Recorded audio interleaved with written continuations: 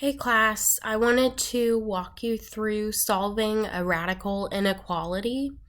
So our problem that we're going to work with is -3 times the square root of 11r plus 3 is greater than or equal to -15.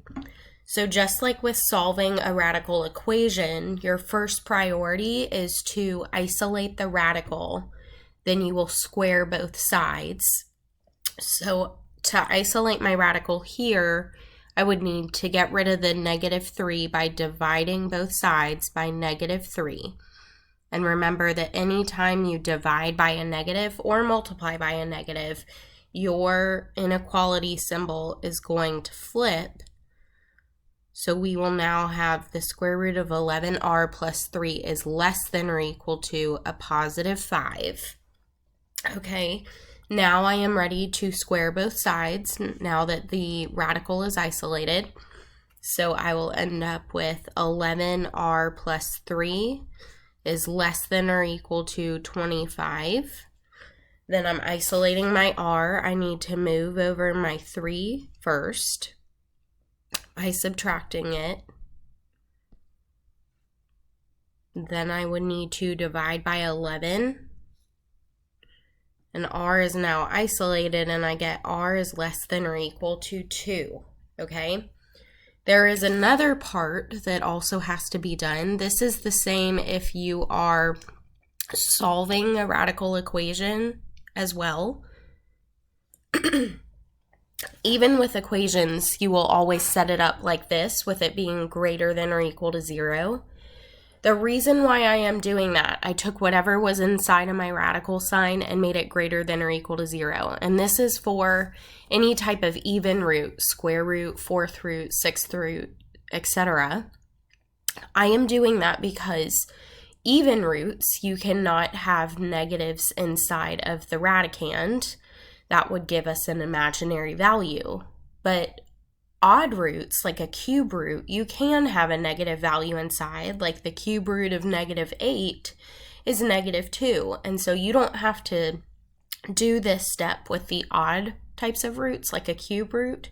You do if you have a square root or a fourth root. So this is setting my radicand so that it will not give me a negative. So you always have to do greater than or equal to 0. And you will subtract 3. And we will get -3 and then divide by 11, and we'll get r is greater than or equal to -3 over 11.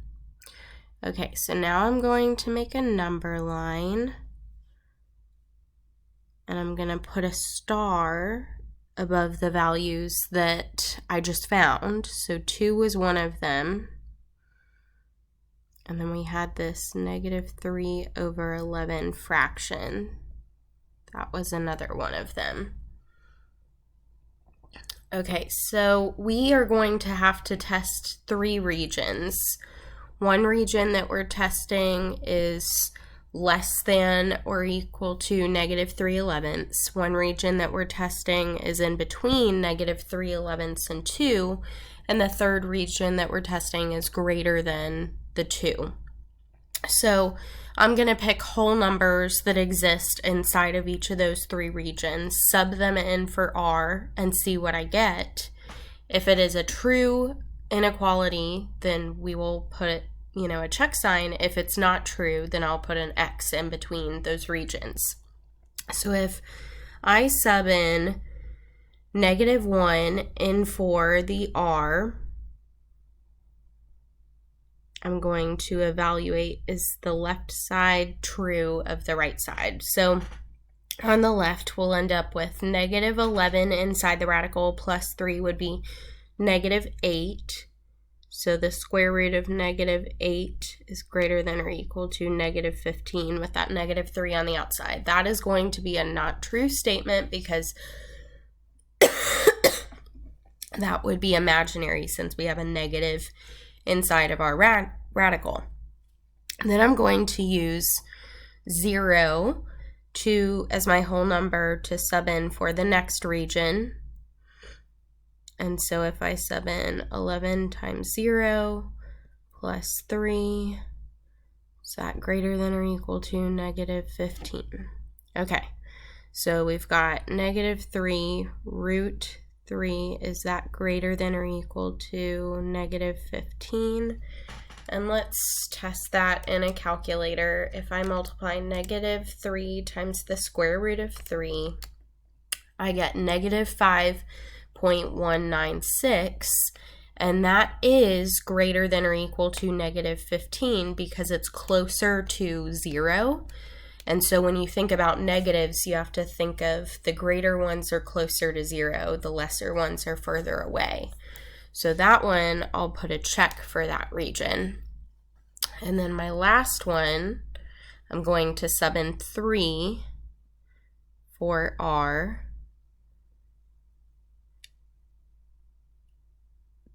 And test it out.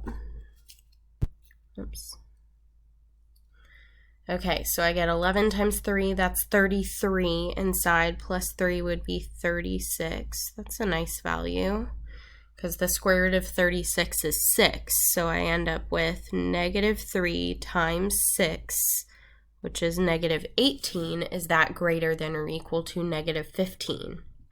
And negative 15 is actually 3 spaces closer to 0 than negative 18 is, and so negative 18 is actually less than negative 15, so that one is not true.